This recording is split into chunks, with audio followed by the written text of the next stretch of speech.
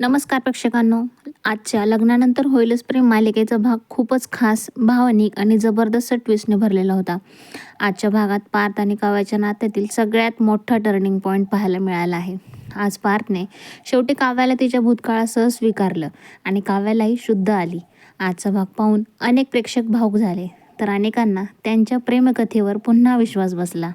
चला तर मग आजच्या भागाला सविस्तर अपडेट जाणून घेऊयात. आजच्या भागात आपण पाहतो की काव्या हॉस्पिटलमध्ये बेशुद्ध अवस्थेत आहे.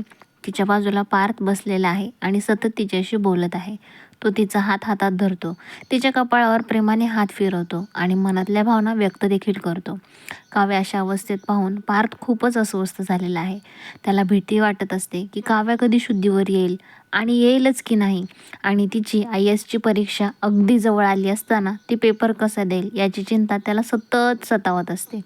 डॉक्टर पार्थला सांगतात की काव्या कधी शुद्धीवर येईल हे निश्चित सांगता येणार नाही. हे ऐकून पार्थ पूर्णपणे पॅनिक होतो. त्याला आठवतं की काव्याने किती मेहनत घेतली, किती दिवस रात्र अभ्यास केला, किती स्वप्न पाहिलेत, आणि जर ती शुद्धीवर आली नाही तर तिचं स्वप्न अपूर्णच राहील. त्यामुळे तो सतत काव्याशी बोलत राहतो, तिला उठवण्याची विनंती करतो आणि मनातल्या भावना व्यक्त करत राहतो. पार्थ मनात म्हणतो की काव्याला कोणत्याही परिस्थितीत उठवायलाच हवं. तिच्यासाठी तो प्रार्थना करतो, देवाकडे मागणी करतो आणि तिच्या आयुष्यातील सगळ्या चुकांबद्दल स्वतःलाच दोष देतो. काव्याशिवाय त्याचं आयुष्य कसं रिकामं झालं हे त्याला जाणवतं. दुसरीकडे देशमुखांच्या घरी वेगळाच विषय सुरू असतो. मालिनी आणि आशा 16 डिसेंबरच्या घटनेबद्दल चर्चा करत असतात. त्या दिवशी नेमकं काय घडलं, काव्याच्या आयुष्यात अचानक एवढा मोठा वादळ कसं काय आलं आणि घरातल्याच कोणीतरी कट केला असावा असा संशय त्यांना येतो.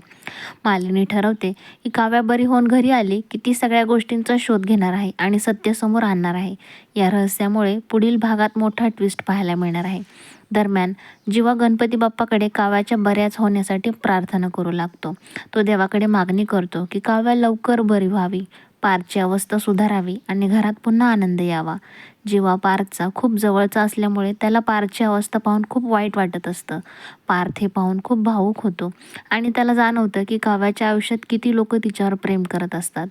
आजच्या सगळ्यात इमोशनल सीन तेव्हा येतो जेव्हा पार्थ काव्याशी मन मोकळं करून बोलतो. तो तिच्या भूतकाळाबद्दल, झालेल्या गैरसमजांबद्दल, त्यांच्या नात्यातील चुकांबद्दल आणि स्वतःच्या अहंकाराबद्दल बोलतो. तो स्पष्टपणे सांगतो की काव्याला तिच्या भूतकाळासह स्वीकारतो आणि तिच्यासोबत पुढचं आयुष्य सुरू करायचं आहे. पार्थची ही कबुली प्रेक्षकांसाठी खरंच खूप खास होती आणि भावुक देखील होती. तो सांगतो की काव्या त्याच्यासाठी किती महत्त्वाची आहे, तिच्याशिवाय त्याचं आयुष्य अधुरं आहे आणि आता तो तिला कधीच सोडणार नाही. पार्थचा हा मोनोलॉग पाहून प्रेक्षकांना त्याची प्रेमाची खरी भावना समजते आणि तेवढ्यात मोठा ट्विस्ट येतो. काव्या डोळे उघडते. हा सीन खूपच रोमॅन्टिक आणि भावनिक वाटला. काव्या पार्थला विचारते तो ठीक आहे का, आणि पार्थ सांगतो की तिचं शुद्धीवर येणं हेच त्याच्यासाठी सगळ्यात मोठं सुख आहे. दोघांमध्ये खूपच सुंदर आणि इमोशनल मोमेंट पाहायला मिळतो, ज्यामुळे प्रेक्षकांना त्यांच्या नात्यावर पुन्हा विश्वास बसतो. यानंतर नंदिनी आणि जीवा दोघेही येऊन एकमेकांना शुभेच्छा देतात. सगळ्यांचा मूड खूपच हॅपी होतो. शेवटी पार्थ काव्याला येलो ड्रेसमध्ये परीक्षा सेंटरकडे घेऊन जात असतो. सगळे टाळ्या वाजवत असतात, काव्याला शुभेच्छा देत असतात आणि तिच्या स्वप्नासाठी प्रार्थना करत असतात. तर आजचा भाग इथं संपतो मित्रांनो. आपण भेटूयात पुढच्या भागामध्ये. तोपर्यंत पाहत राहा लग्नानंतर होईलच प्रेम हा भाग.